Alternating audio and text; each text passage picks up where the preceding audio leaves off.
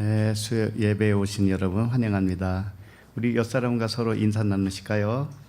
안녕하세요. 반갑습니다. 비가 많이 오시는데도 이렇게 오시냐고 수고 많으셨어요. 기도하겠습니다. 하나님 아버지, 결코 헤아릴 수 없는 사랑으로 우리를 사랑하심에 찬양을 드립니다. 밭에 감추어 놓은 보화를 찾아 주신과 같이 말씀 안에 감추어 놓으신 진주를 찾아 주시옵소서. 사람의 힘과 능력으로 찾을 수 없고 오직 성령의 능력으로 되어지는 이 복음을 이 시간에도 마음의 눈을 열어서 계시하여 주시옵소서. 예수 그리스도 이름으로 기도합니다. 아멘. 오늘 말씀은 로마서 1장 8절로 17절입니다.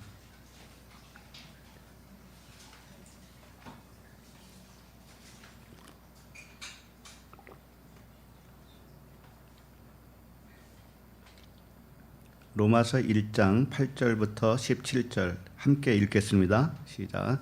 먼저 내가 예수 그리스도로 말미암아 너희 모든 사람에 관하여 내 하나님께 감사함은 너희 믿음이 온 세상에 전파됨이로다. 내가 그의 아들의 복음 안에서 내 심령으로 섬기는 하나님이 나의 증인이 되시거니와 항상 내 기도에 쉬지 않고 너희를 말하며 어떻게 하든지 이제 하나님의 뜻 안에서 너희에게로 나아갈 좋을 길 얻기를 구하노라. 내가 너희 보기를 간절히 원하는 것은 어떤 신령한 은사를 너희에게 나누어 주어 너희를 견고하게 하려 함이니 이는 곧 내가 너희 가운데서 너희와 나의 믿음으로 말미암아 피차 아니함을 얻으려 함이라. 형제들아, 내가 여러 번 너희에게 가고자 한 것을 너희가 모르기를 원하지 아니하노니 이는 너희 중에서도 다른 이방인 중에서와 같이 열매를 맺게 하려 함이로되 지금까지 길이 막혔도다.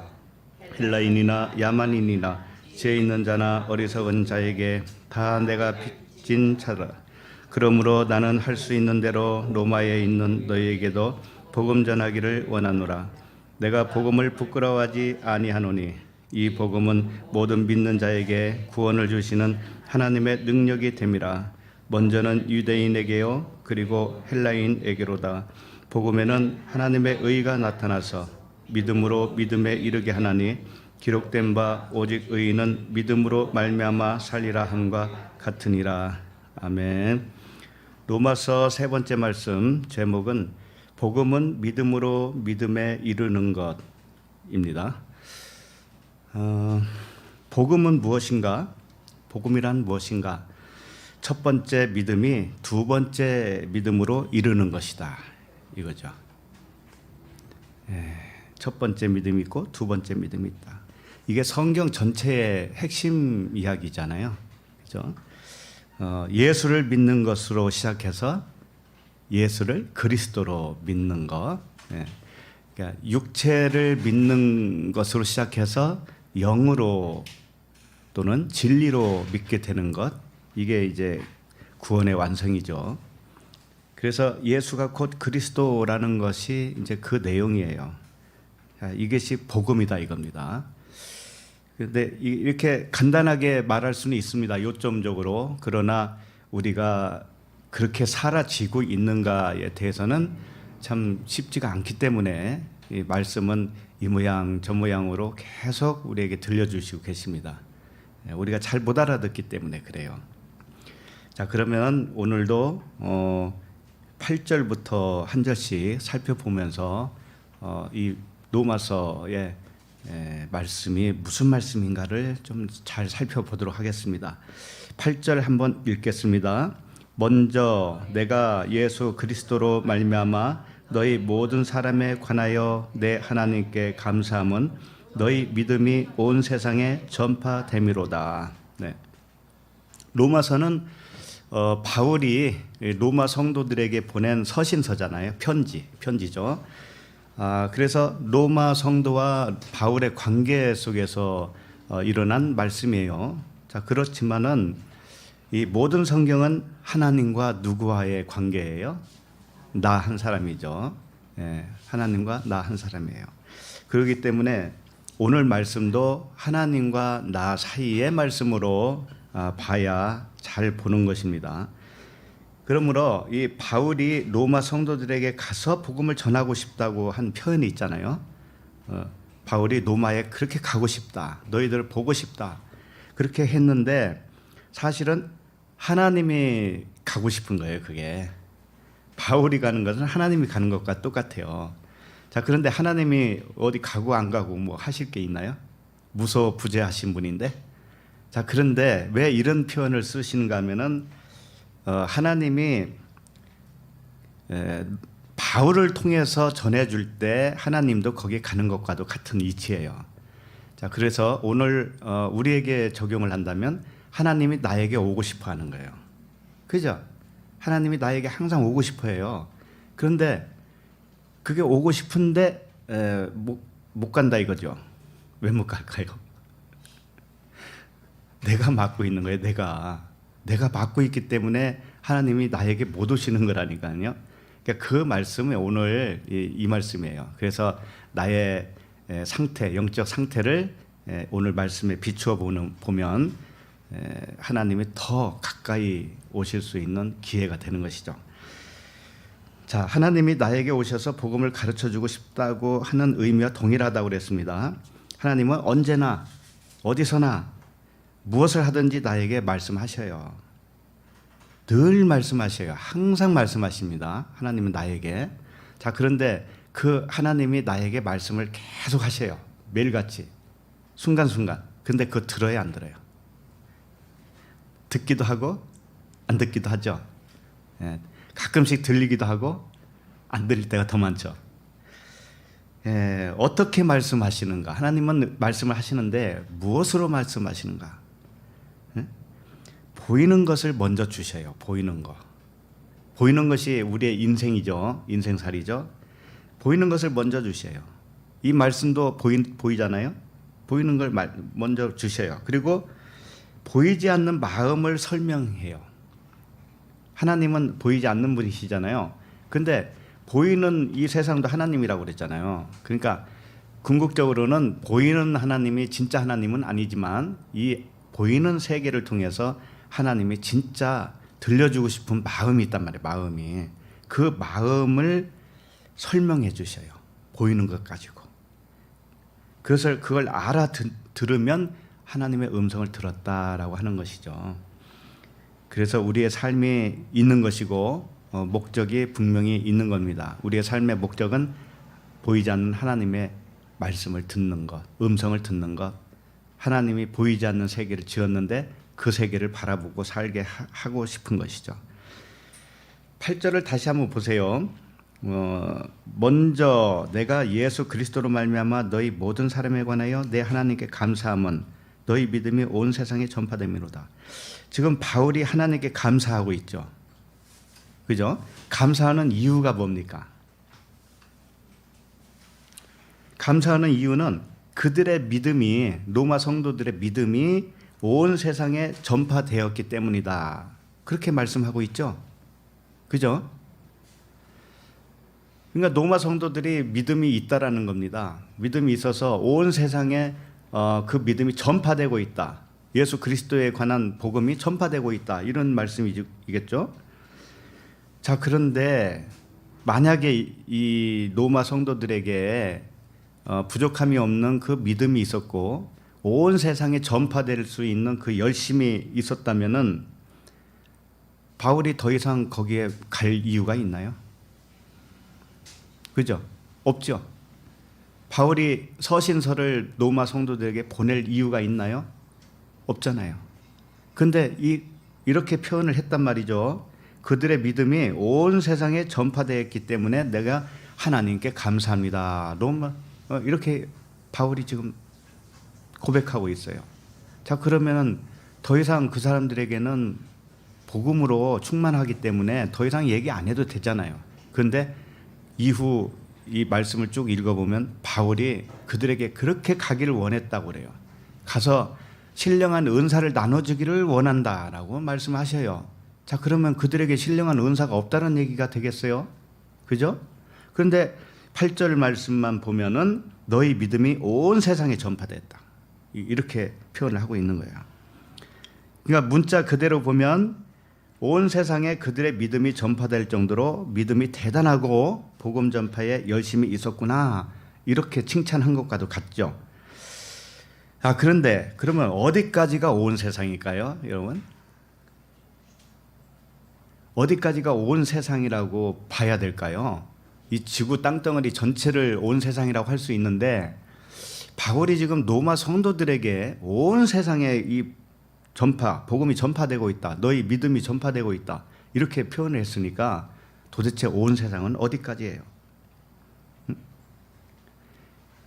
그러니까 뭔가 좀 다르죠. 온 세상에 전파된다고 했는데 바울이 그걸 다 조사했을 리도 없고, 지구 반대편에 사는 사람들까지 믿음이 전파됐는지 알아볼 방법도 없는데 바울은 이들을 칭찬할 때 온 세상에 믿음이 전파됐다, 이렇게 했어요.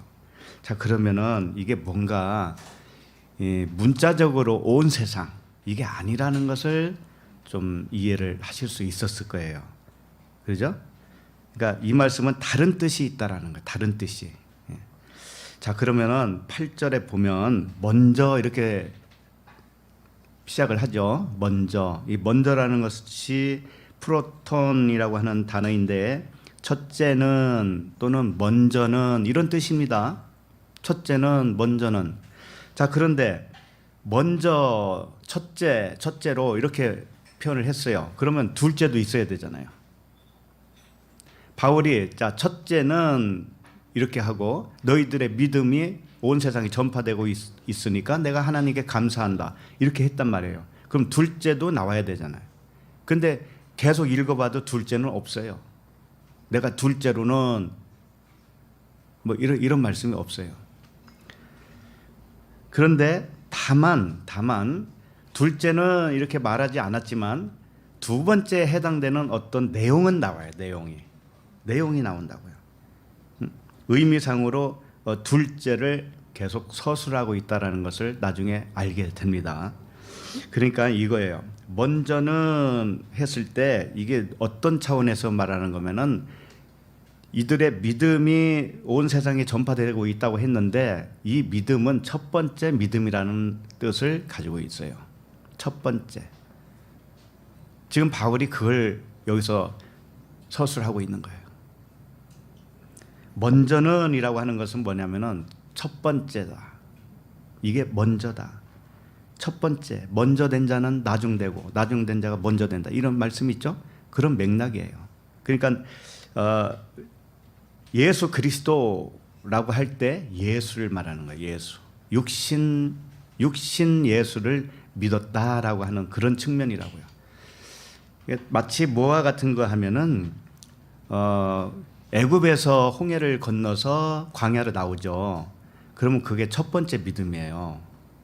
첫 번째 믿음은 뭔가 하면은 내가 율법에 매여 있었구나, 이제 율법에서 탈출하는 믿음이에요.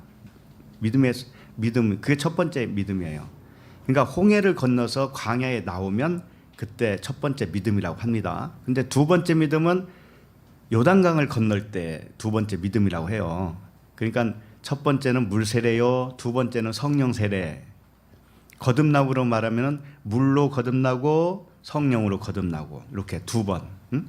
그것을 계속 설명하고 있고, 오늘은 믿음 차원으로 그걸 표현하고 있는 거죠.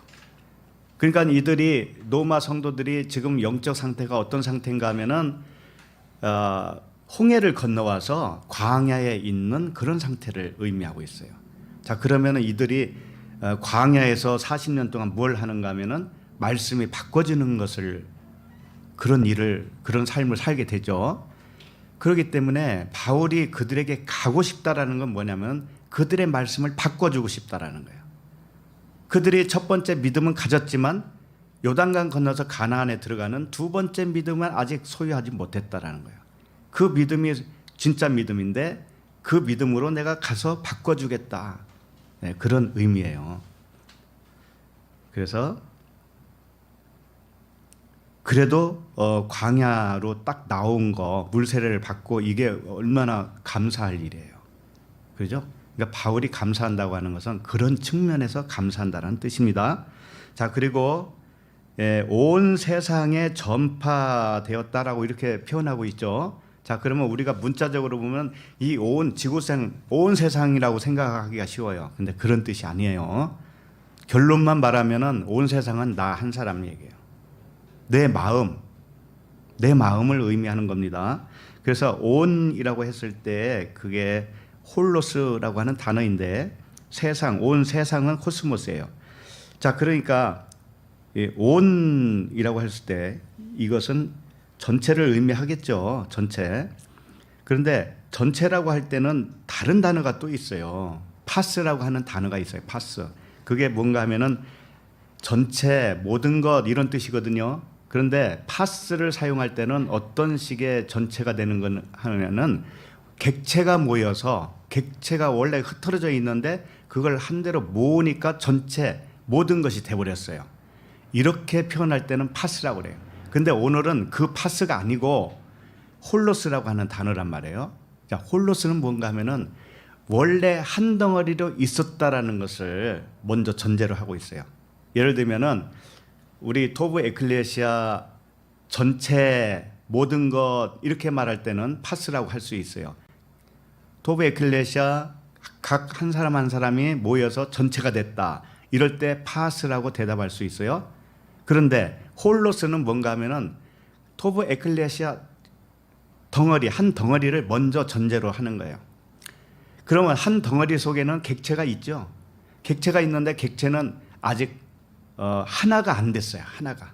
그 의미가 뭐냐면은 토브 에클레시아라고 하는 전체 덩어리가 있는데 그 안에 객체를 보니까는 하나가 안 됐어. 객체가 아직 안 됐어. 돼 가고 있는 상황이란 말이에요. 그러니까 그럴 때 쓰는 단어가 홀로스.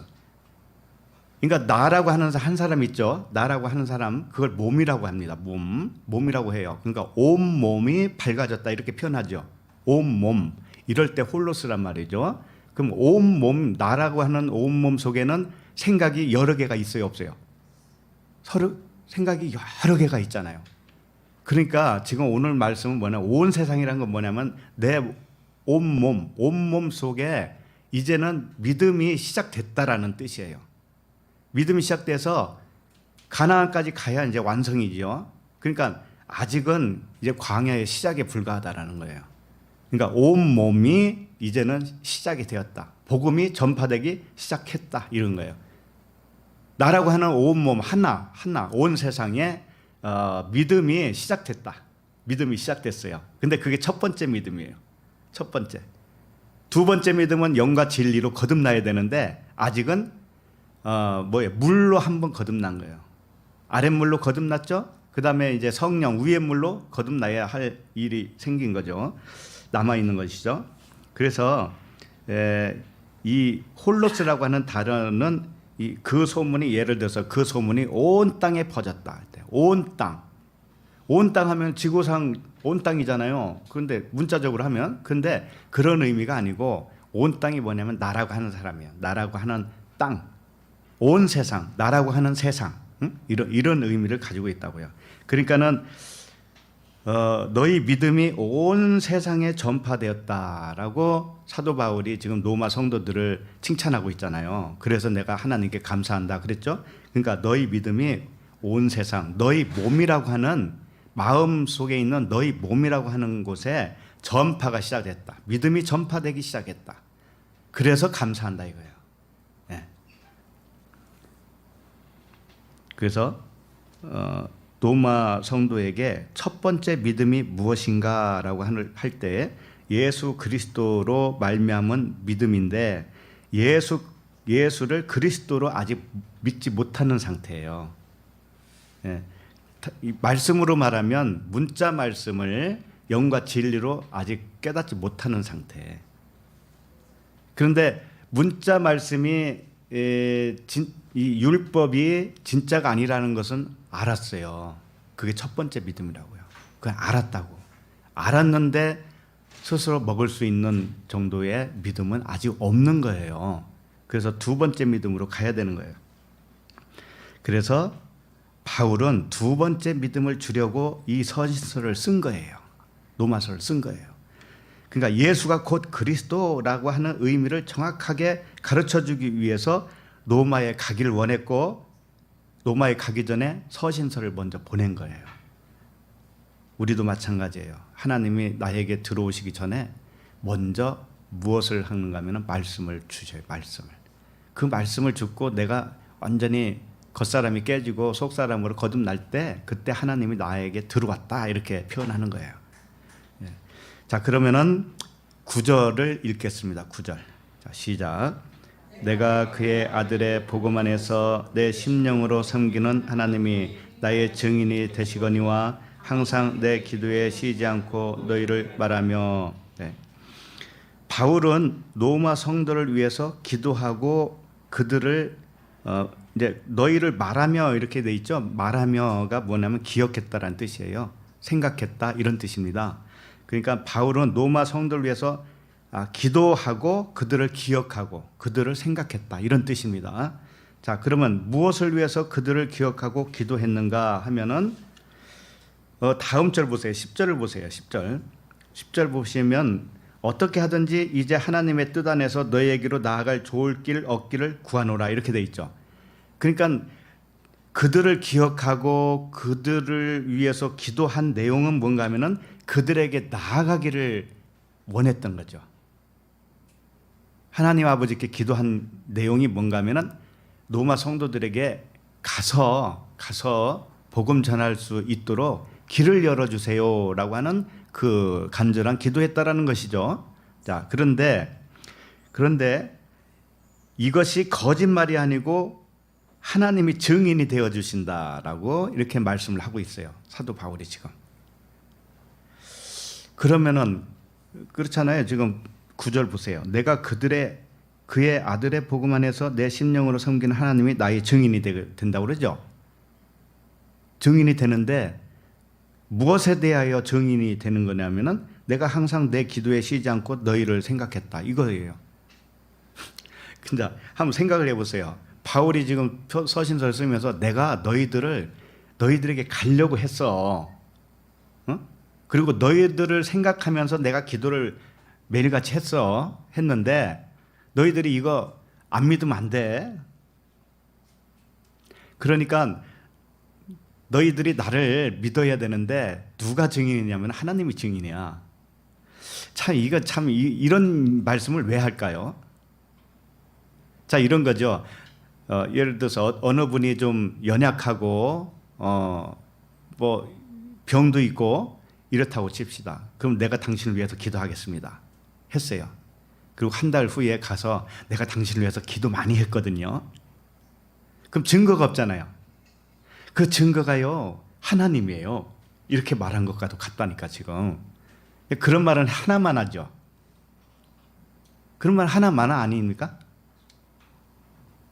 그러니까는 지금 사도 바울이 로마 성도들에게 내가 너희들 위해서 기도하고 너희들을 그렇게 생각했는데 못 믿을까 봐, 그것을 로마 성도들이 못 믿을까 봐 하나님이 증인이라고 이렇게 말을 했을까 하는 거죠.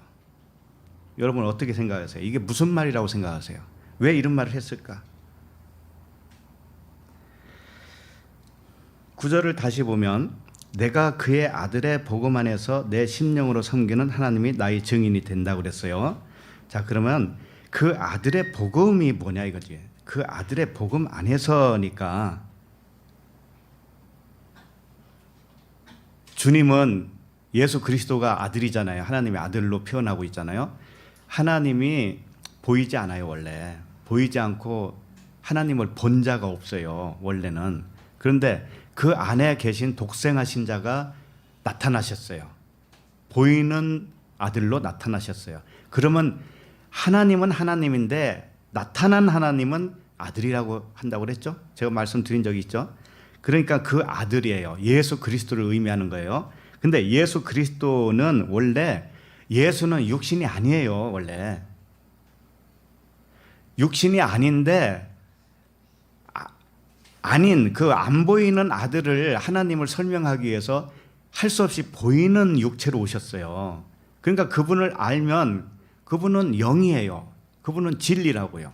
그러니까 육신이 아니란 말이죠. 근데 우리는 처음에는 육신대로 믿잖아요.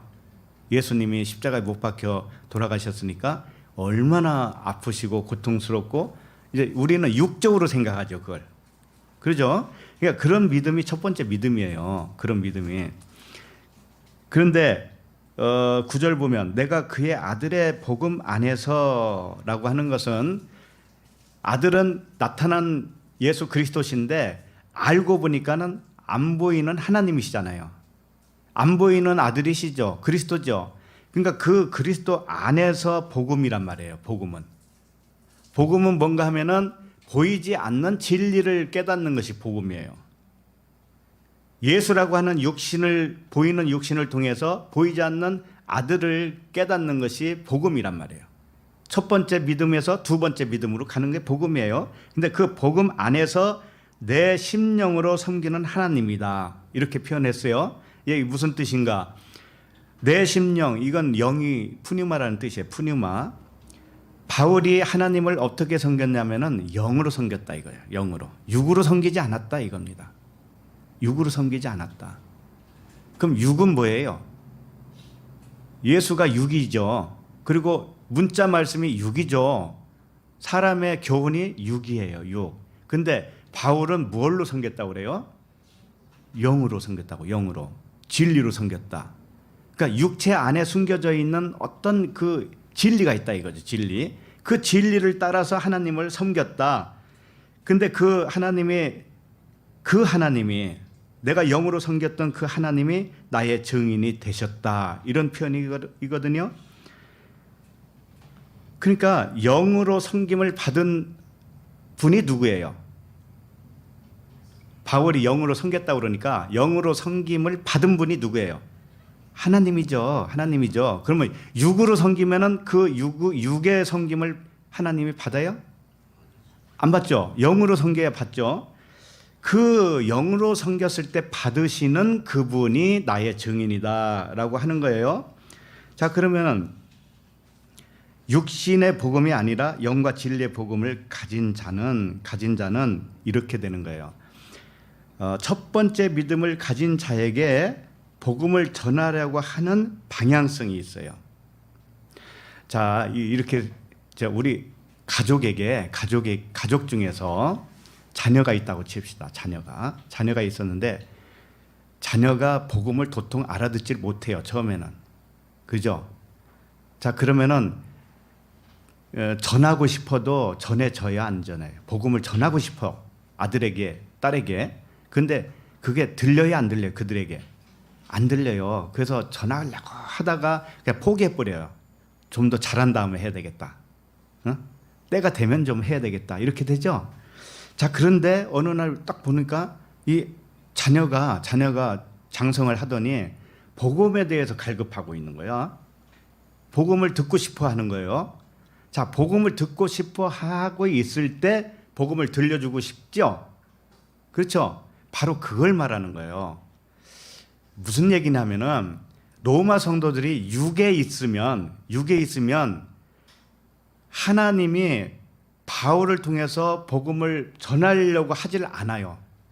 무슨 얘기인지 알아요?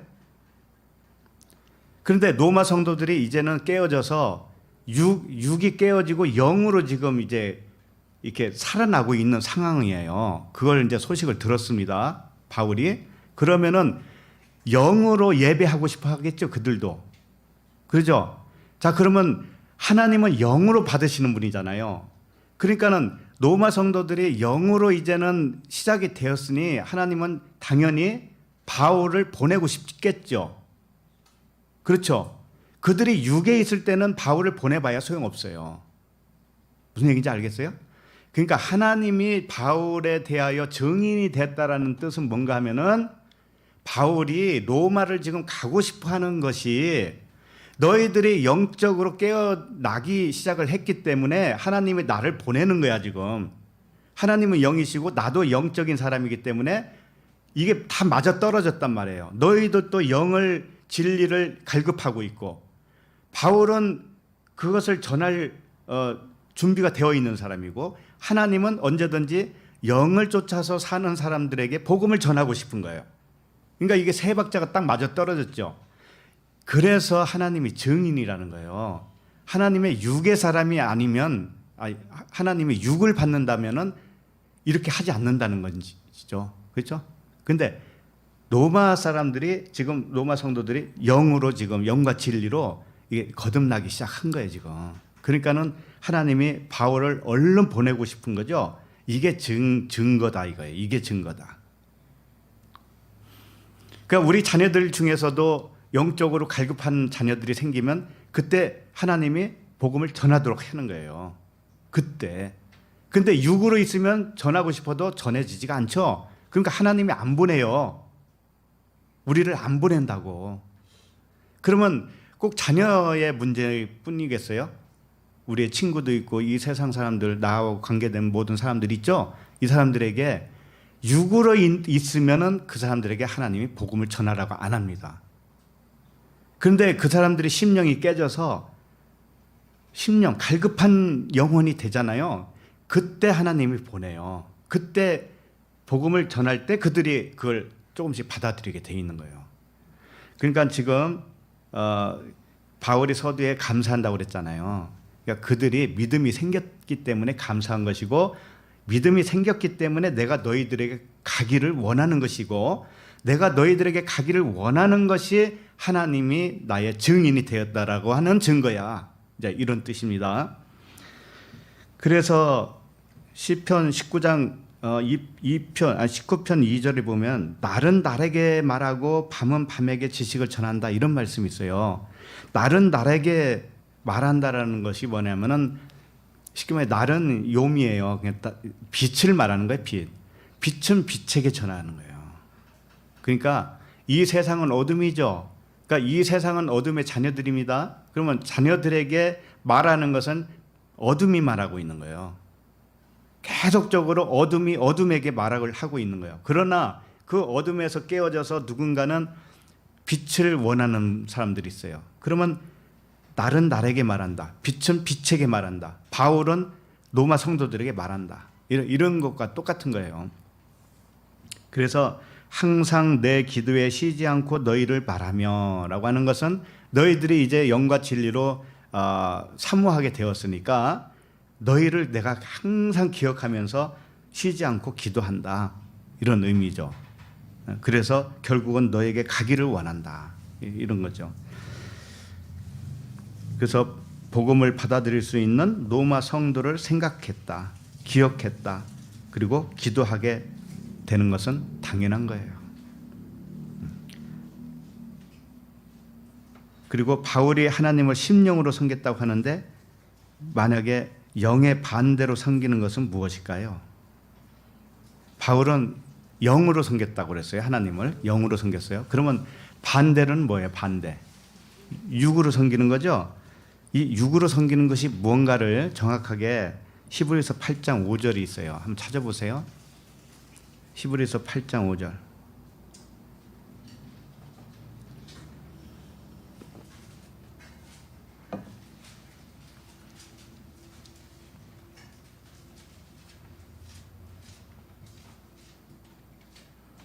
자, 시작. 그들이 섬기는 것은 하늘에 있는 것의 모형과 그림자라. 모세가 장막을 지으려 할 때에 지시하심을 얻은과 같으니 이르시되 산과 모든 것을 산에서 내게 보이던 본을 따라 지으라 하셨느니라. 네. 그들이 섬기는 것과 바울이 섬기는 것을 대조적으로 말할 수가 있죠. 바울은 뭐예요? 영으로 섬겼어요. 하나님을 영으로. 근데 그들이 섬기는 것은 하늘에 있는 것의 모형과 그림자라고 그랬어요. 이것을 율법 성전 있죠, 장막, 이런 것들이 다 모형과 그림자라는 것이에요. 그런데 그것뿐만이 아니고 성경, 모세의 율법, 선지자의 글, 시편, 이 모든 성경, 오늘날로 말하면 성경 66권이 모형과 그림자라는 뜻이에요. 문자대로 하면 모형과 그림자다. 그러니까 하나님을 섬길 때 문자대로 섬기면은 모형과 그림자를 섬기는 것이고, 바울처럼 영으로 섬긴다고 하는 것은 이 말씀 속에서 영과 진리를 깨달은 사람이겠죠. 네, 그렇게 하나님을 섬기는 것이죠. 그래서 바울은 하늘의 것이에요. 영과 진리로 하나님을 예배하고 있었던 사람이죠. 그리고 이 복음을 받아들일 수 있도록 준비가 되어 있는 형제 자매를 생각하고 반드시 복음을 전하게 되어 있어요. 우리들도 마찬가지죠. 오랜 친구 중에 누군가가 전화 와가지고 복음을 대해서 이야기한다든지 뭐 그런 복음에 대한 갈급함이 있다든지 그런 전화를 받으면 가만히 있겠어요, 여러분? 가까운 데 있으면은 당장 만나자 그럴 거 아니에요. 당장 만나자. 그래서 이것이 하나님의 방식이에요. 복음을 전파되는 방식. 육에 있으면은 안전해요. 하나님도 안 해요. 자, 그러면 10절을 읽겠습니다. 10절. 시작. 어떻게 하든지 이제 하나님의 뜻 안에서 너희에게로 나아갈 좋을 길 얻기를 구하노라. 예. 어떻게 하든지 어떤 방법으로 하든지 너에게 나아갈 좋은 길 얻기를 구한다. 이게 기도했다라는 거잖아요. 근데 하나님이 좀 이상하지 않아요? 하나님은 어차피 복음을 로마에 전하고 싶은 마음이 있었죠. 바울보다 하나님이 더 할 거 아니겠어요. 그죠? 근데 왜 이렇게 나아갈 길이 이렇게 힘들어요? 이렇게. 하나님이 능력이 없어서 그럴까요? 하나님에게 힘이 없어서 그럴까요? 그게 아니겠죠. 예. 하나님을 영으로 섬기는 바울은 영에 속한 복음을 가지고 로마 성도들에게 가기를 원했다는 뜻인데 사실은 하나님이 이런 거예요. 하나님이 나에게 복음을 가지고 오겠다는 것과 똑같죠. 그렇죠? 바울하고 로마 성도가 무슨 상관이에요, 우리하고 지금? 그죠? 그러니까 바울이 로마에게 가고 싶다라고 하는 것은 하나님이 나에게 오고 싶다는 것과 똑같아요. 예? 똑같아요. 그런데 어떻게 하든지 이제 하나님의 뜻 안에서 그렇다라는 거예요. 이게 중요해요. 하나님의 뜻 안에서. 하나님의 뜻 안에서 가기를 원하는 거예요. 그러니까 하나님도 뜻이 있겠죠. 하나님이 뜻이 있어요. 근데 그 뜻대로 되어지는 것이죠, 나한테. 그런데 뜻대로 되어지기 위해서 뭔가가 이렇게 조건이 필요해요. 우리에게 조건이 필요하다고. 예를 들면은 밭에다가 씨를 뿌리려면은 밭을 어떻게 해야 돼요? 먼저 갈아엎어야 되죠. 갈아야 되죠. 바로 그걸 말하는 거예요. 하나님이 우리에게 오시고 싶어요, 항상. 그런데 하나님의 뜻 안에서 오시기를 원하는 거지 무조건 오는 게 아니라고요. 자, 그러면 뜻 안에서 오는 것이 뭐냐면은 밭을 갈고 씨를 뿌리는 거죠. 그럼 밭을 갈아야 되겠죠. 그걸 먼저 해야 된다는 말이죠. 그래서 하나님의 뜻은 뭐냐면은 하나밖에 없어요. 우리가 주기도문 외우시죠. 나라가 임하옵시며 뜻이 하늘에서 이룬 것 같이 땅에서도 이루어지이다. 이거죠. 이게 하나님의 뜻이에요. 자, 이것을 간단하게 다시 설명하면 땅이 하늘이 되는 것이 하나님의 뜻이에요. 원래 우리는 땅이었죠. 그런데 복음으로 거듭나면 뭐예요? 그게 하늘이죠. 예, 땅이면서도 하늘이에요. 그래서 새로운 땅, 새로운 하늘 이렇게 표현하고 있죠. 그러니까 하나님의 뜻은 뭐냐면은 우리를, 육적인 우리를 영적인 사람으로 만들어 주는 거, 이게 뜻이에요. 이게 하나님의 뜻이에요. 그러니까 이 뜻 안에서 너희에게로 나아갈 좋은 길 얻기를 구하노라 그랬어요. 좋은 길은 뭘까요? 좋은 길도 딱 하나밖에 없어요. 나는 길이요 진리요 생명이라고 그랬죠. 그러니까 예수 그리스도를 통해서 하나님을 믿는 것이 좋은 길입니다. 그 진리의 길이에요. 진리의 길. 그러니까 바울은 이미 좋은 길에 있는 전도자가 맞죠. 바울은 이미 좋은 길로 들어선 전도자예요. 바울은. 그런데 좋은 길을 얻기 위한다라고 하는 것은 바울도 좋은 길에 들어섰고 하나님도 좋은 길에 있어요. 지금 이미. 근데 누구만 좋은 길에 없는 거예요. 그렇지, 나만. 그리고 노마 성도들만 그렇다라는 거죠. 그러니까 노마 성도들에게 가게 되는 것은 언제 가게 되는가 하면은 그들도 좋은 길이 되어질 때 가는 거예요. 그럼 우리들도 좋은 길이 되어질 때 하나님이 고속도로로 오듯이 오는 거란 말이에요. 그러니까 문제는 누구에게 있는 거예요? 전부 다 나에게 있는 거예요. 나에게. 그러니까 바울이 왜 노마에 못 가고 있는가? 그들의 아직 때가 안 돼서 그런 거예요. 노마에 살고 있는 성도들이 그들이 바울을 맞이할 준비가 아직 덜 됐다라는 의미예요. 바울이 못 가는 이유는 그거밖에 없어요. 하나님이 우리에게 오는 것이 막혔죠? 막힌 이유는 뭔가? 그 길을 고속도로로 이렇게 딱 놔야 되는데 내가 막고 있다고. 내가 막고 있어. 근데 이런 말씀 드리면은 내가 언제 막아서 그러겠죠 또. 하나님이 언제든지 오시기를 바랬지 뭐 내가 언제 막았다고 그래요? 근데 그렇지 않아요. 나를 다 자세히 들여다보면 하나님을 막은 것이 너무나 많이 있다라는 거예요. 그걸 오늘 말씀을 통해서 하나하나 가르쳐주고 있는 거예요. 자, 그러면은 바울이 좋은 길 얻기를 원했고 가기를 원했습니다. 자, 11절을 봅니다. 11절. 자, 시작. 내가 너희 보기를 간절히 원하는 것은 어떤 신령한 은사를 너에게 나누어 주어 너희를 견고하게 하려 함이니. 예. 바울이 지금 간절히 보기를 원한다. 노마 성도들을 간절히 보기를 원해요. 하나님도 우리를 마찬가지 그렇게 우리 보기를 간절히 원하는 거예요. 근데 그 이유가 뭐예요? 그렇게 간절히 원하고 찾아가고 싶고 그렇게 하는 이유는 뭐예요? 원인은 뭐예요? 그렇죠. 거기 바로 나오죠. 어떤 신령한 은사를 너에게 나누어 줘서 너희를 견고하게 하려 합니다. 예. 두 번째 믿음을 주겠다 이거죠. 두 번째 믿음으로 견고하게 하겠다. 이게 이제 목적이잖아요. 자, 그런데 여기 간절히 원했다라고 하는 그 뜻이 뭔가 하면은 갈망했다, 간절히 갈망했다, 간절히 열망했다, 아주 절실하게 바랬다 이런 뜻이거든요. 바울이 노마에게 가는 것을 그냥 대충 갈 마음이 생긴 게 아니고 엄청나게 간절한 마음으로 가는 거예요.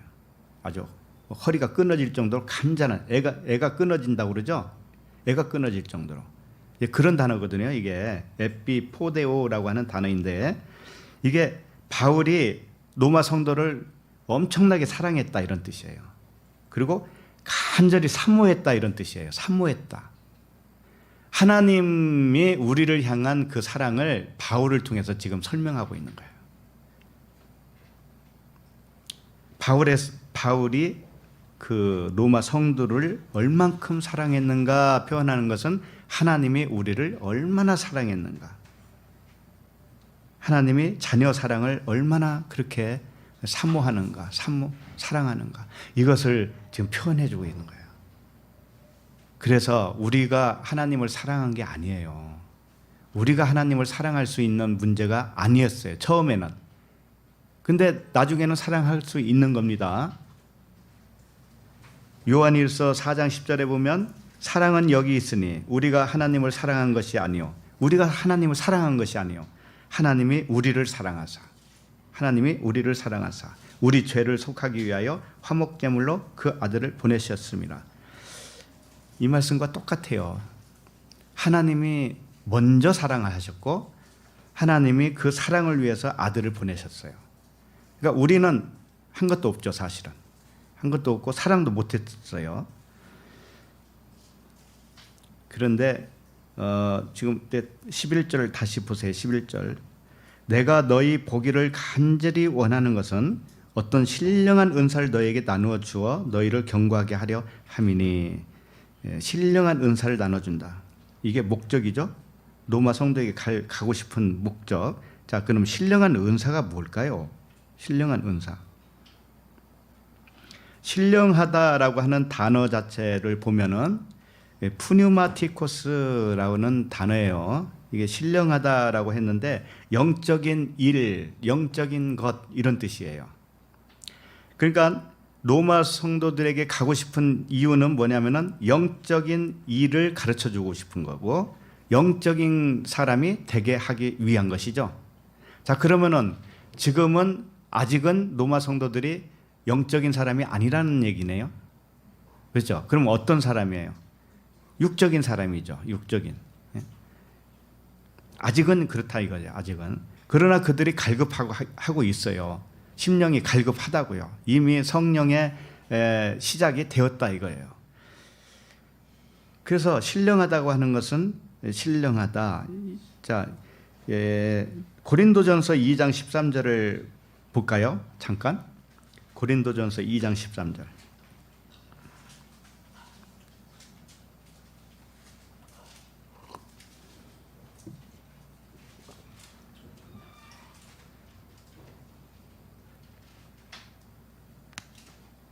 시작. 우리가 이것을 말하거니와 사람의 지혜가 가르친 말로 아니하고 오직 성령께서 가르치신 것으로 하니 영적인 일은 영적인 것으로 분별하느니라. 여기 영적인 일, 영적인 거 이렇게 나오는데 이게 푸니마티코스예요.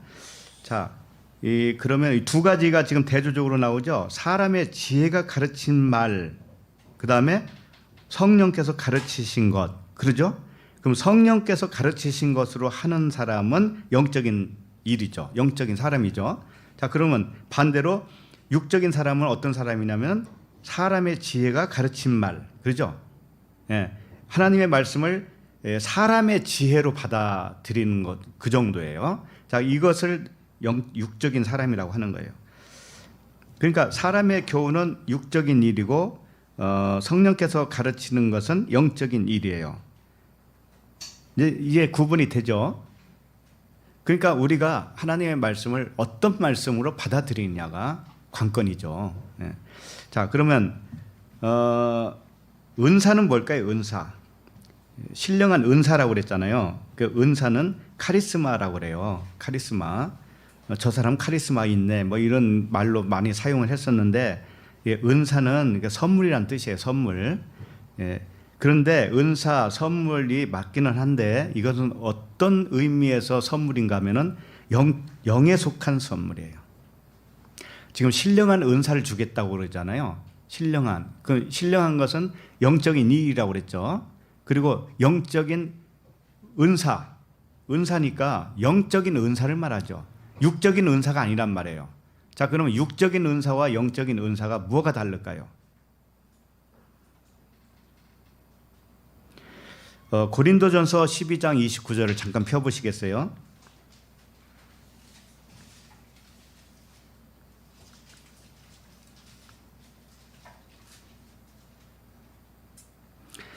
고린도전서 12장 29절 시작.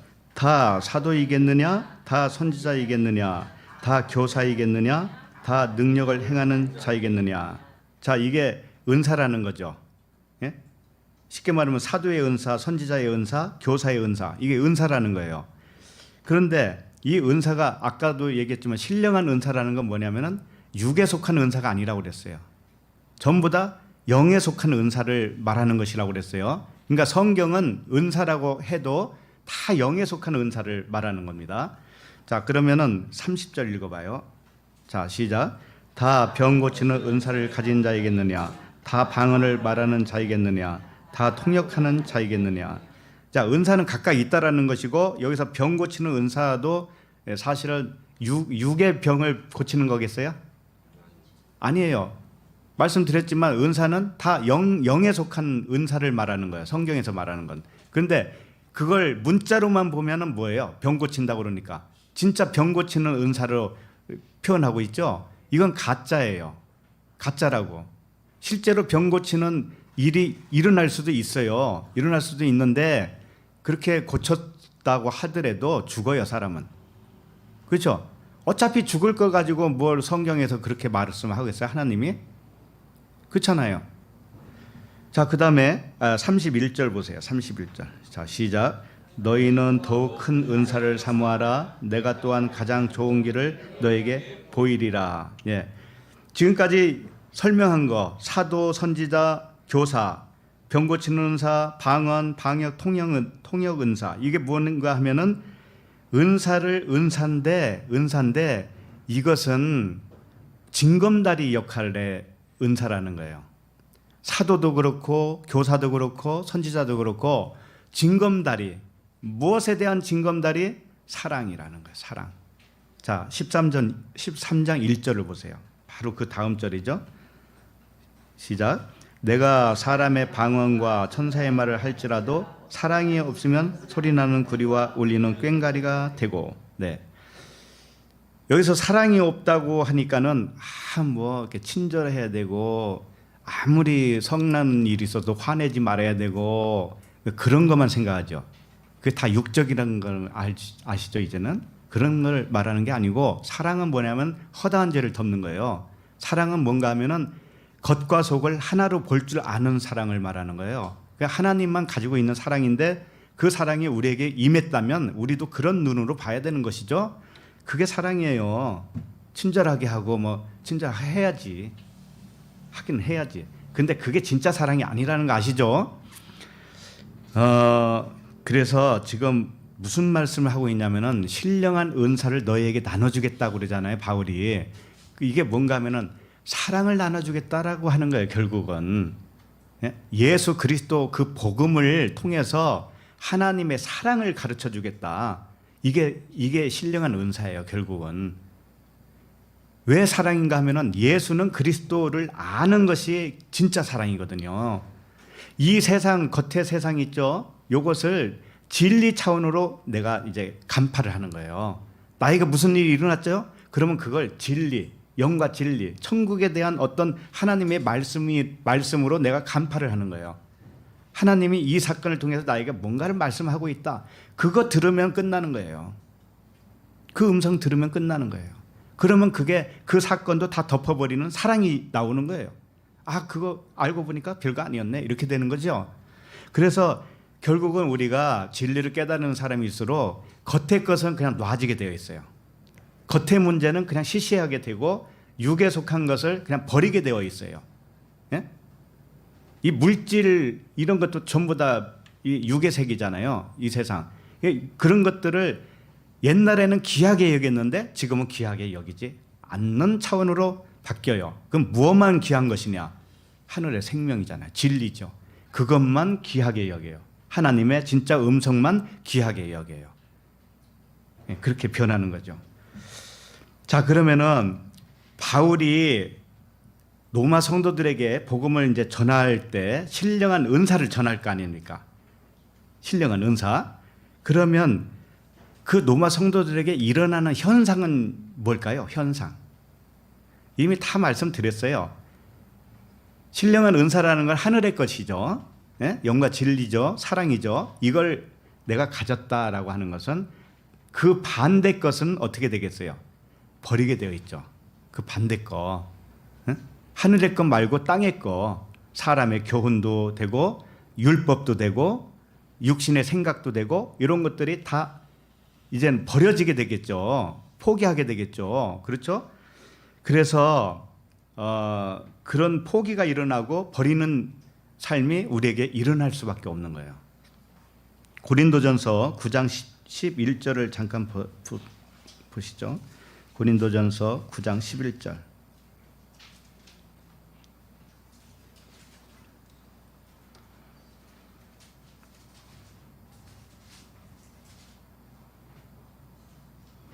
자, 시작. 우리가 너에게 신령한 것을 뿌렸은즉 너희의 육적인 것을 거두기로 과하다 하겠느냐. 네, 여기서 신령한 것, 프리마티코스, 아까 똑같은 단어예요. 신령한 은사할 때 신령한 것. 이 신령한 것을 뿌렸다. 영적인 복음을 전했다 이런 뜻이에요. 진리의 복음을 전했어요. 그 전했더니 그 복음을 받아들이는 사람들이 있을 거 아니에요. 받아들인 성도가 있을 거 아니에요. 그 사람들은 그 사람들에게서 뭘 거둔다고 그래요, 지금.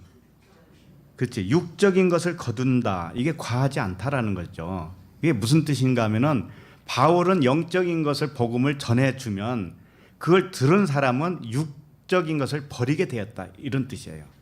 육적인 것은 버리게 되어 있어요. 왜냐하면은 그 귀하고 소중한 게 완전히 바뀌었기 때문에, 체인지가 되었기 때문에 그런 거예요. 그러니까 육적인 것을 거두기로 과하다 하겠느냐라고 하는 것은, 육적인 것은 여러 가지가 있을 거 아니에요. 그렇죠? 제일 중요한 것은 내 육적인 기준. 내가 세상 임금이 되어서 나를 다스렸던 그 육적인 머리, 이거예요. 그런데 이 고린도전서 9장 11절은 연보에 관하여 말씀하면서 나온 말씀이에요. 연보. 그러니까는 바울이 영적인 복음을 전했는데 너희들이 육적인 연보를 해야 되는 것이 당연하지 않느냐. 네, 이것을 말한 거예요. 그래서 예루살렘 성도가 먼저 고린도 성도들에게 영적인 복음을 뿌렸어요. 성령이 마가 다락방에서 임했잖아요. 그렇죠? 그러니까 그 성령께서 임한 그곳에서 이제는 이방인까지 다 건너갔잖아요, 이게. 그러니까는 예루살렘에서부터 복음이 시작되어서 이방인들에게까지 임했어요. 그러면 이방인들은 복음의 빚진 자가 되죠. 그렇죠? 복음의 빚진 자가 되는 거예요. 그러니까 영적으로 받았으니까 예루살렘은 육적으로 가난하단 말이에요. 예루살렘은 영적으로는 풍부하지만 육적으로 가난했어요. 그러니 너희들은 영적으로 가난했다가 영적으로 얻었으니 이제 육적으로 풍부한 너희들이 예루살렘 성도들에게 육적으로 갚아야 되지 않느냐, 이거예요. 이게 성경의 논리예요. 우리들이 착각하고 있는 게 뭔가 하면은 영적으로 내가 진리를 알았어. 진리 알았어. 이제 다 깨달았어. 아, 됐다. 교회도 갈 것도 없고 집에서 그냥 띵까라 놀자. 저것들 뭐 만나봐야 뭐 깨닫지도 못할 텐데 뭐 또. 그리고 자기 우월감에 빠져 있죠. 집에서 잘 살고 있죠. 그리고 이 연보에 대해서는 인색하죠. 그렇죠? 그렇게 전락했단 말이에요, 지금 현재. 근데 결코 하나님의 방식은 그렇게 하지 않아요. 영적인 거 받았냐? 그러면 육적인 걸로 너 하나님께 드려야 되지 않냐? 이겁니다. 왜? 육적인 것이 있어야 또 복음이 전파되기 때문에 그래요. 이게 하나님의 방식이에요. 다만 말씀이 영과 진리로 선포되지 않았기 때문에, 이제 거기서 속았기 때문에 모든 것을 포기하고 안 하고 막 이러기는 하지만 원래는 그렇지 않단 말이에요. 이제 더 귀한 것이 완전히 바뀌었잖아요. 육적인 것이 귀했다가 영적인 것이 더 귀한 것으로 바뀌었잖아요. 그러면 육적인 것은 영적인 것을 위해서만 사용되어지는 거예요. 어차피 우리는 보이는 이 세계는 나에게 있어서는 다 끝나갑니다. 언젠가는 다 끝나가요. 물질, 돈도 없어져요. 돈도 없어지고 건강도 없어지고 이제 이 육체까지 다 없어집니다. 그러면 없어질 걸 가지고 영적인 것을 얻으려고 사용한다고 하는 것처럼 귀한 게 어디 있어요? 그죠? 그러니까 이 육에 있는 사람들은 이런 말 들으면 굉장히 기분 나쁜 거예요. 아니 또 뭐 강조하려고 그러시나 이러고, 철없는 사람한테는 정말 얘기하고 싶지가 않는 거예요. 주님도 그런 말씀을 잘 안 하는데 바울을 통해서는 적나라하게 얘기해요. 자, 그래서 11절을 로마서 11절 다시 보면은 내가 너희 보기를 간절히 원하는 것은 어떤 신령한 은사를 너희에게 나누어 주어 너희를 견고하게 하려 함이라. 바울이 전한 신령한 은사는 복음이었죠. 바울이 실질적으로 그 복음을 전한 그 현장이 있어요. 거기를 좀 보도록 하겠습니다. 어떻게 신령한 은사를 전했는지, 바울이 어떻게 전했는지를 사도행전 17장 2절부터 3절이에요.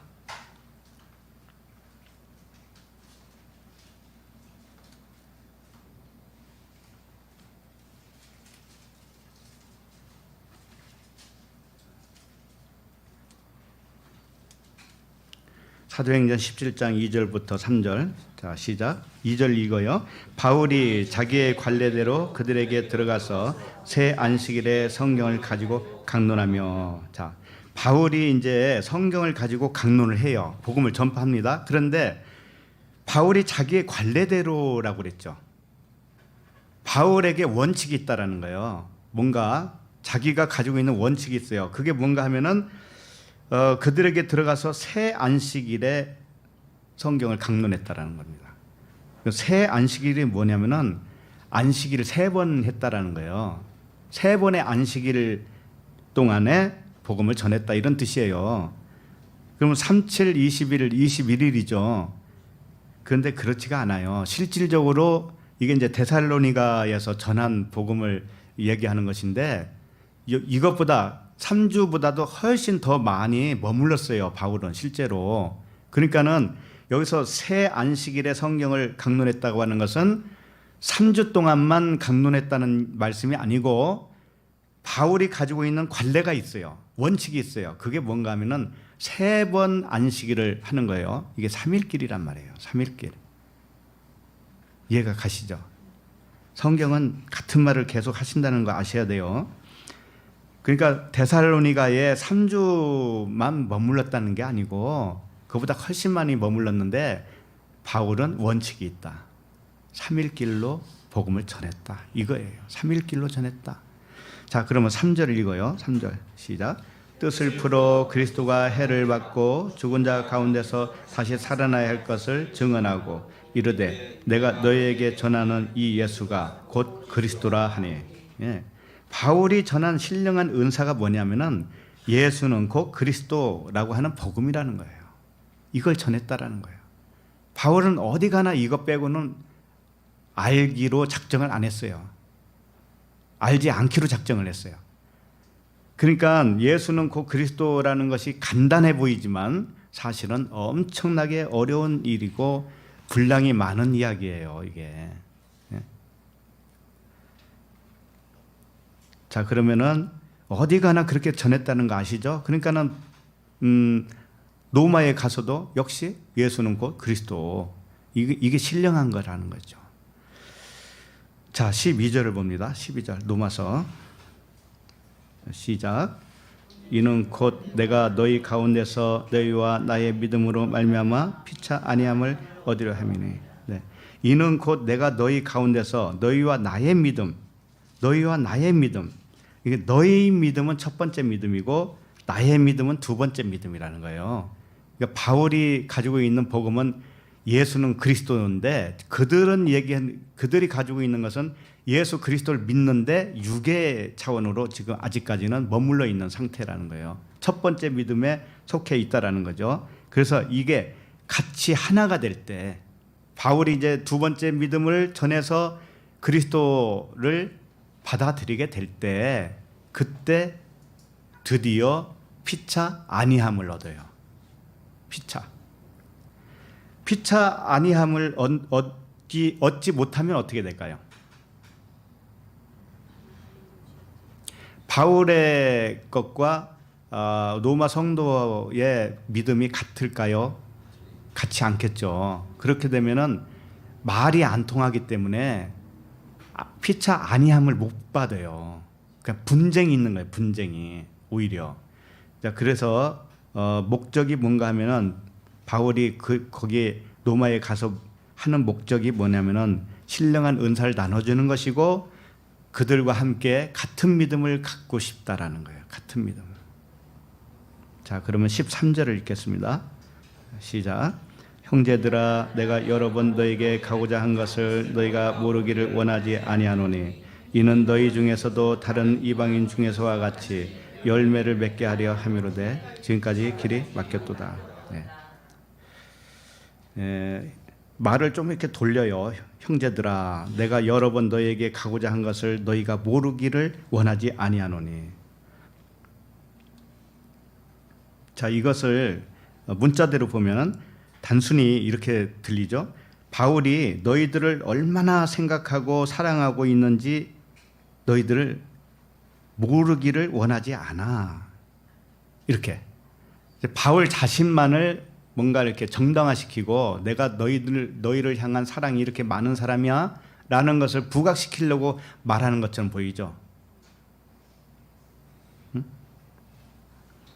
이게 거꾸로 생각해야 돼요. 그들이 어떻게 알기를 원하는가 하면은 바울을 절실하게 요구할 것을 여기서 지금 종용하고 있는 거예요. 내가 너희를 위해서 얼마나 가고 싶은지 아냐? 이게 그렇게 말한 게 아니고 너희들이 내가 얼마만큼 필요한 건가? 너희들이 좀 알기를 원한다. 이런 의미라고요. 그래야 갈 수 있는 거죠. 이걸 우리에게 적용해 보세요. 우리가 하나님은 항상 우리에게 오시고 싶어요. 나하고 가까이 하나님은 정말 속삭이듯이 나하고 그렇게 한 영으로 살기를 원하는 거예요. 자, 그런데 그것을 못하게 막는 건 뭐냐면 절실하게 하나님이 필요치 않다라고 하기 때문에 그래요.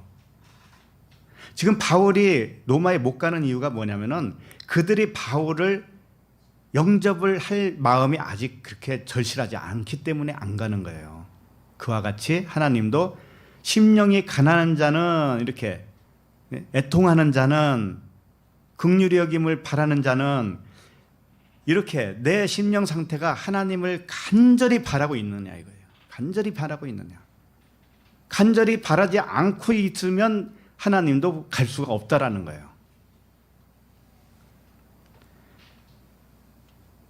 그러니까 바울의 복음이 바울이 전하는 그 복음을 신령한 은사, 예수는 그리스도라고 하는 복음을 절대적으로 필요하다는 사실을 깨닫기를 바란다. 이런 말씀이라고요.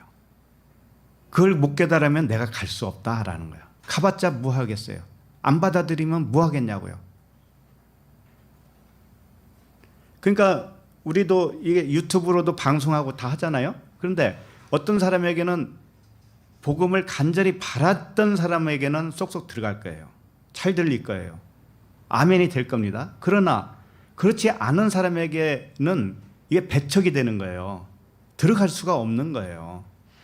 똑같아요, 이치가. 그러니까 자신들의 믿음이 지금 이제 로마 성도들의 그 자기 자신들의 영적 상태가 두 번째 믿음, 더 신령한 믿음을 가지고 있지 못하구나라는 것을 깨닫기를 바라는 거예요. 그러니까 우리가 보잘것없구나라는 것을 깨닫게 되기를 바라는 것이고 자기들이 붙들고 있는 그 믿음이라고 하는 거 그것이 보잘것없구나. 그 믿음은 진짜 믿음이 아니구나라는 것을 깨닫기를 바라는 거예요. 그래야 바울이 들어갈 수가 있는 거예요.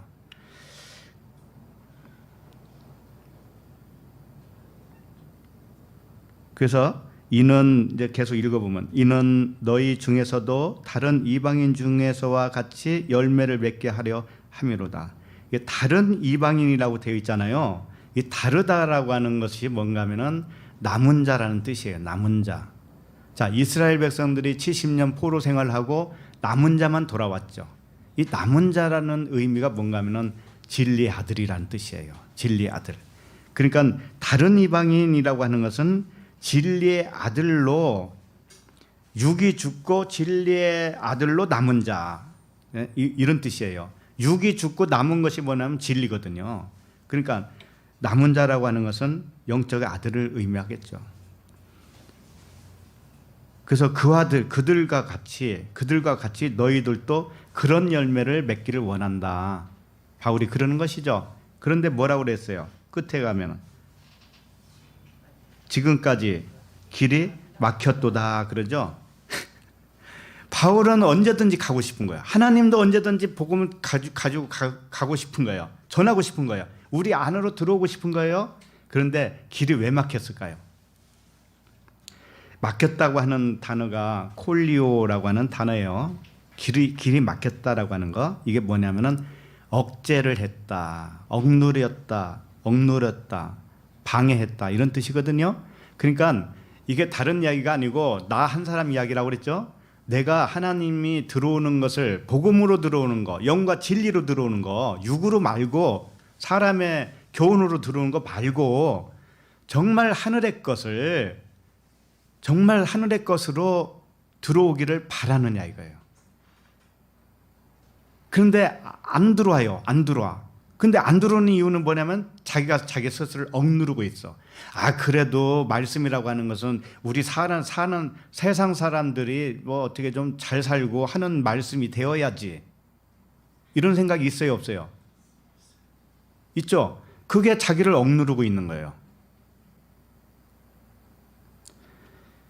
자기를 방해하고 있는 거예요, 그게. 사람의 교훈으로 하나님의 말씀을 받으려고 하는 그 습성, 그 마음, 그것이 자기를 방해한단 말이에요.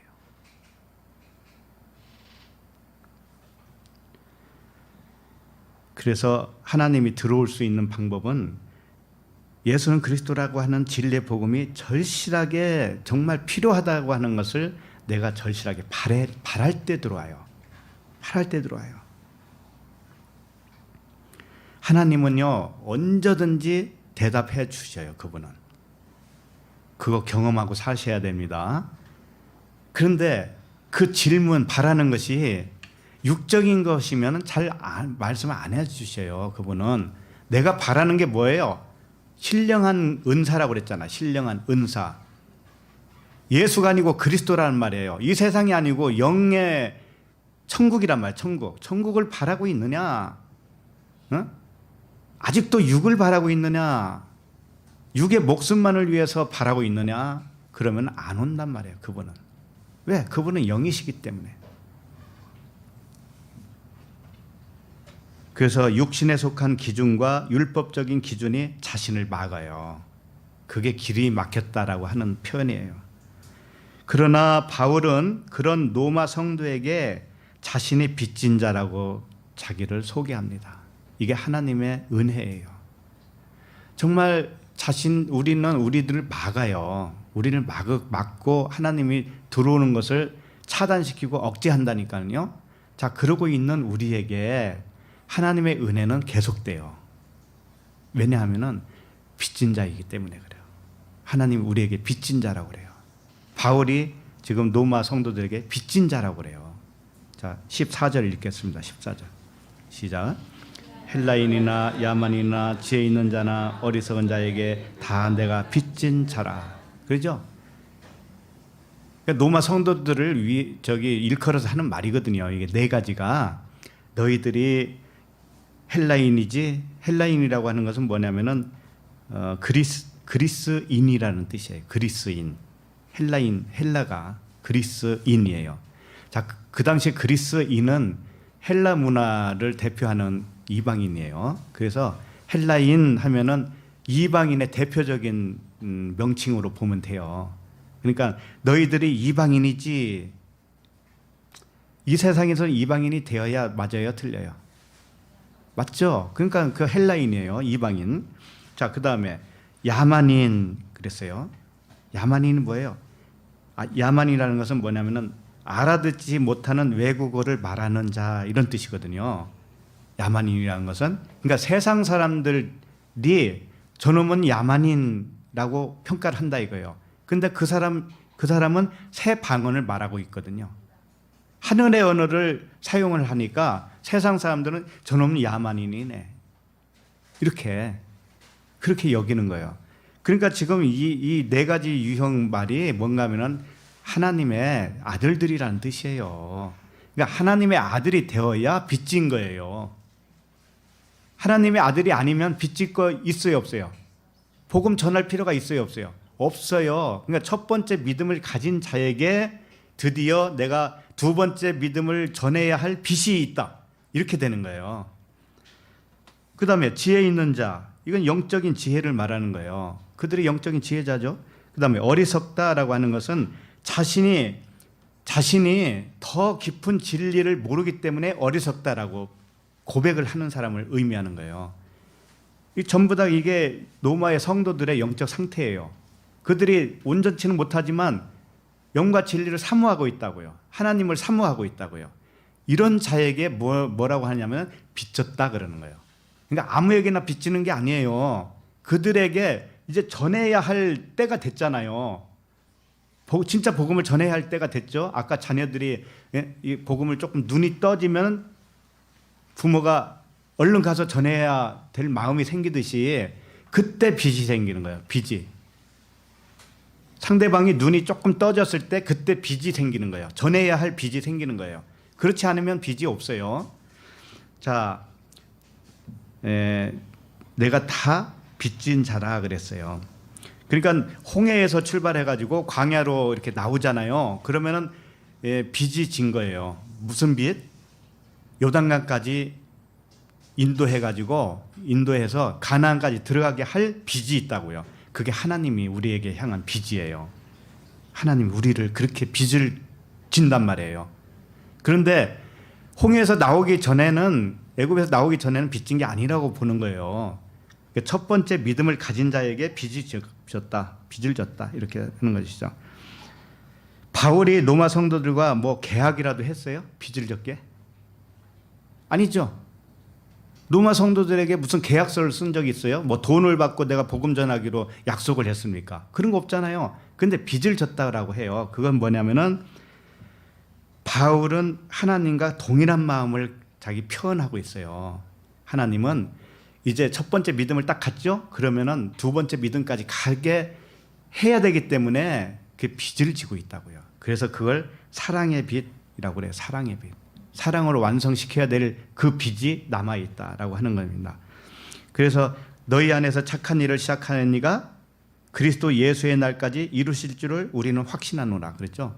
우리에게서 첫 번째 믿음이라도 주셨다면 이게 착한 일을 시작한 거죠. 그러면은 반드시 그리스도 예수의 날까지, 예수가 그리스도 안으로 들어갈 때까지 이렇게 빚을 가지고 있는 거예요. 하나님이. 그래서 하나님은 스스로 약속하신 그 언약의 하나님이시기 때문에 그래요. 하나님이 스스로 약속했기 때문에, 내가 이렇게 해주겠다라고 약속을 했기 때문에 그분은 그걸 파기할 수가 없어요.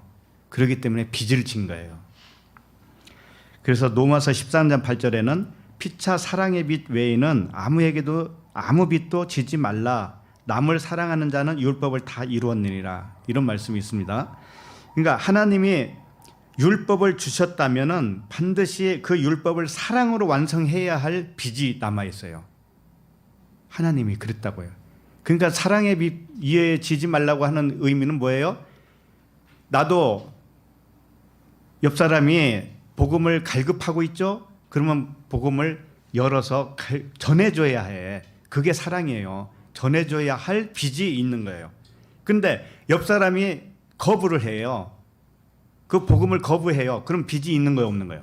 없어요. 그때는 없는 거라고요. 그런 말씀이에요. 그래서 이 사랑의 원리를 성도들 간에도 적용을 해야 되는 것이에요. 로마서 15장 25절을 잠깐 볼까요?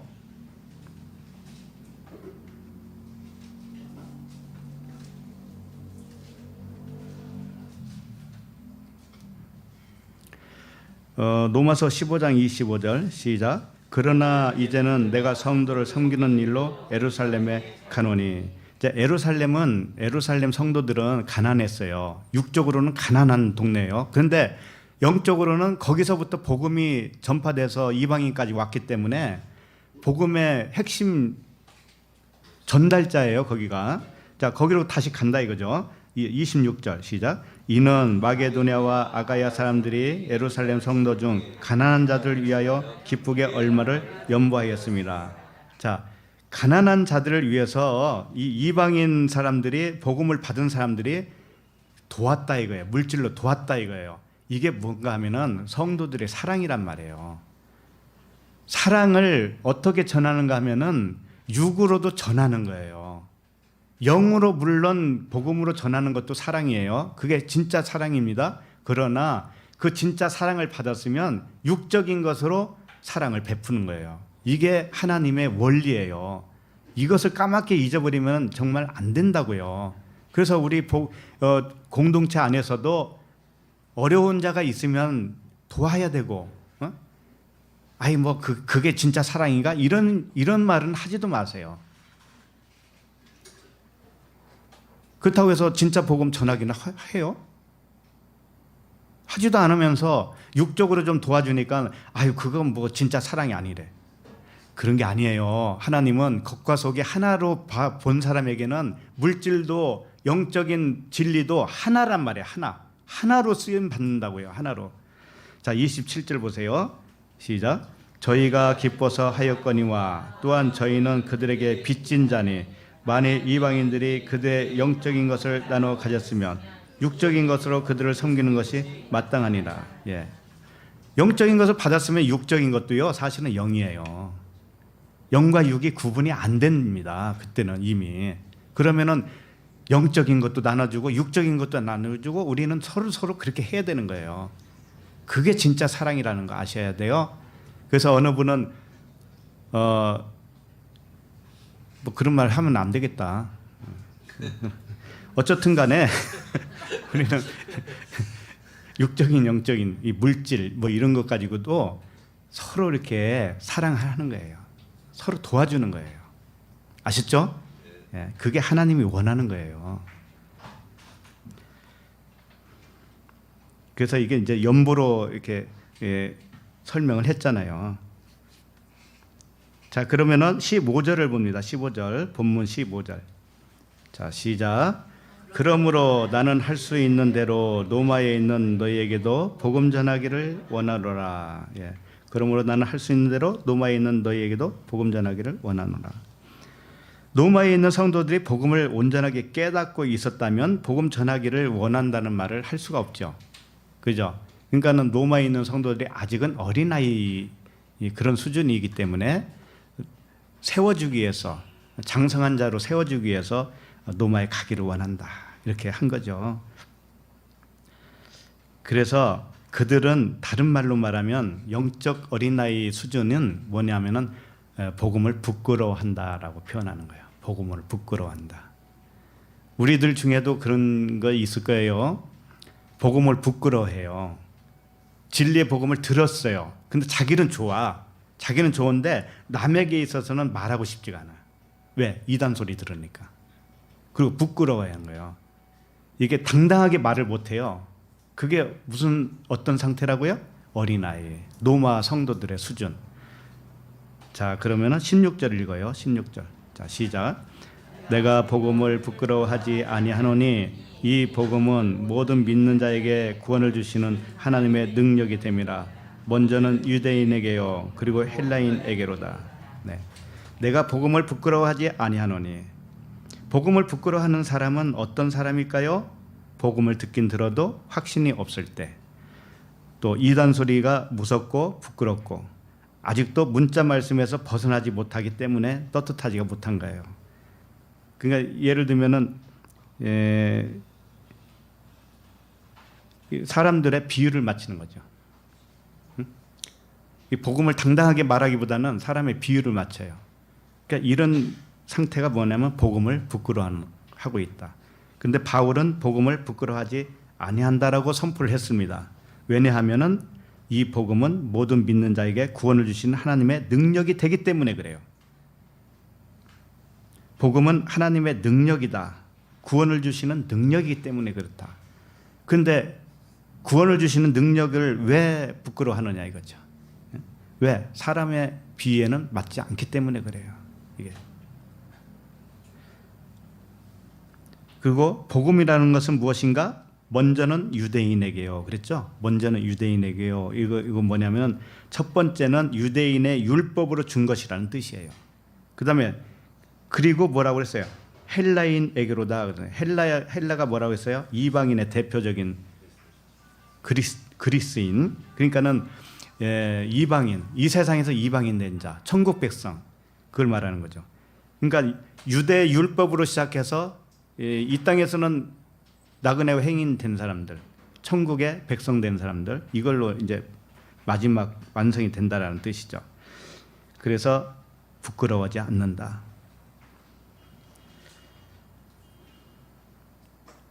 복음이라고 하는 것은 율법으로 시작해서 세상에서 이방인이 되는 거예요. 그러나 이것이 하나님의 구원이고 하나님의 능력이에요, 이게. 그러므로 세상에서 나그네가 되었다 하더라도 복음을 부끄러워해서는 안 되겠죠. 예. 복음을 이 16절에서는 유대인과 헬라인 이렇게 설명했다면은 이제 17절에서는 믿음과 믿음으로 설명을 해요. 이게 마지막이에요. 17절 봅니다. 자, 시작. 복음에는 하나님의 의가 나타나서 믿음으로 믿음에 이르게 하나니 기록된 바 오직 의인은 믿음으로 말미암아 살리라 함과 같으니라. 복음에는 하나님의 의가 나타나서라고 하는 것은 뭐냐면은 하나님의 의는 안 보이는 거예요. 하나님의 의는 안 보이는 겁니다. 자, 사람의 의는 보여요, 안 보여요? 보여요. 왜 보이는가 하면은 사람의 행위잖아, 행위. 행위로 뭐 안중근 의사 같이 행위, 이순신 장군 같이 행위로 봤을 때는 사람의 의란 말이에요, 그게. 근데 하나님의 의는 안 보여요, 없어요. 그러니까 근데 하나님의 의가 나타난 것이 복음이라는 뜻이에요. 하나님의 의는 뭔가 모르기 때문에 그걸 나타내 보여서 설명을 했어요. 이게 알고 보니까 그게 복음이었다라는 거예요. 자, 그래서 요한복음 16장 10절에 보면 이런 말씀이 있어요. 의에 대하여라 하면 디카이오 시네거든요. 의가 하나님의 의는 디카이오 시네예요. 이 의에 대하여라 하면 내가 아버지께로 가니 너희가 다시 나를 보지 못하며 육신 예수가 아버지께로 가요. 그러면 죽음이잖아요. 죽고 안 보여요. 그게 의라는 거예요. 너희들이 못 봐야 의라는 거야. 못 봐야. 그런데 처음에는 볼 수밖에 없는 거야. 왜? 처음에는 보는 것 가지고 설명할 수밖에 없으니까 그게 예수잖아요. 예수. 예수로 나타나셨어요. 이것이 복음이라는 뜻이에요. 그것이 예수로 나타난 것이 첫 번째 믿음이에요. 그래서 믿음으로 믿음에 이르게 한다고 하는 것은 예수 믿음으로 그리스도의 믿음으로 이렇게 바꿔지는 것. 율법 믿음에서 진리의 믿음으로 바꿔지는 것. 이 세상 교훈으로 믿었다가 천국의 교훈으로 받아들이게 된 것. 이것이 첫 번째 믿음과 두 번째 믿음이죠. 그러니까 안 보이는 하나님을 나타나게 한 것이 복음인데 어떤 방식으로 했느냐 하면은 첫 번째 믿음, 보이는 믿음으로 시작해서 보이지 않는 믿음에 이르게 했다. 이것이 복음이다. 그런 뜻이에요. 그래서 믿음으로 믿음에 이르게 하나니 할 때 믿음이 둘 나오죠. 첫 번째 믿음으로는 소유격 여성 명사로 되어 있어요. 소유격. 그다음에 두 번째는 목적격 여성 명사로 되어 있어요. 그러니까 처음에는 믿음을 소유했습니다. 처음에는 분명히. 그런데 그것이 목적이 아니에요. 두 번째 믿음이 목적이라는 뜻이에요. 근데 여성 명사로 썼다고 하는 거죠. 이게 다 언약을 의미하는 거예요. 언약. 사라와 하갈과 같은. 그래서 처음에 하갈 행위 언약으로 시작해서 사라의 그 은혜 언약으로 귀결되는 것. 이게 첫 번째 믿음, 두 번째 믿음 이렇게 한 거예요. 첫 번째 믿음은 행위 언약이었다. 두 번째 믿음은 은혜 언약이었다. 이렇게. 기록된 바 오직 의인은 믿음으로 말미암아 살리라 함과 같다. 이게 이제 기록되었죠. 기록되었는데 물론 하박국에 있어요. 읽어드립니다. 하박국 2장 4절에 보라 그의 마음은 교만하며 그 속에서 정직하지 못하나 의인은 그의 믿음으로 말미암아 살리라. 의인은 그의 믿음으로 말미암아 살리라. 여기 하박국에 먼저 나왔어요. 근데 하박국에 딱 요 절이 딱 있어서 그걸 가지고 집어서 하는 말씀이 아니에요. 성경 전체가 그렇다는 기록되었으되라고 하는 것은 모세의 율법과 선지자의 글과 시편 이 모든 것이 기록된 거잖아요. 기록된 것은 뭔가 하면은 첫 번째 믿음이다. 그리고 하박국으로 말하면 그게 마음은 교만하고 그 속에서 정직하기 없는 거예요. 겉의 것을 보면은 마음이 교만한 거예요. 겉의 믿음은 마음이 교만한 거예요. 그게 정직하지 못한 거예요. 그게. 그러나 두 번째 믿음 이것은 영과 진리의 믿음이에요. 그렇게 믿는 자에게는 하나님의 의를 가졌다라는 거예요. 하나님이 의롭다 여겨주는 거예요. 그것을. 겉의 믿음은 의롭지 않아요. 안의 믿음을 가지고 있어야 그걸 하나님이 의롭다 하는 거예요. 그래서 보이도록 창조한 사람의 마음은 교만하고 정직하지 못한 거예요. 처음에는.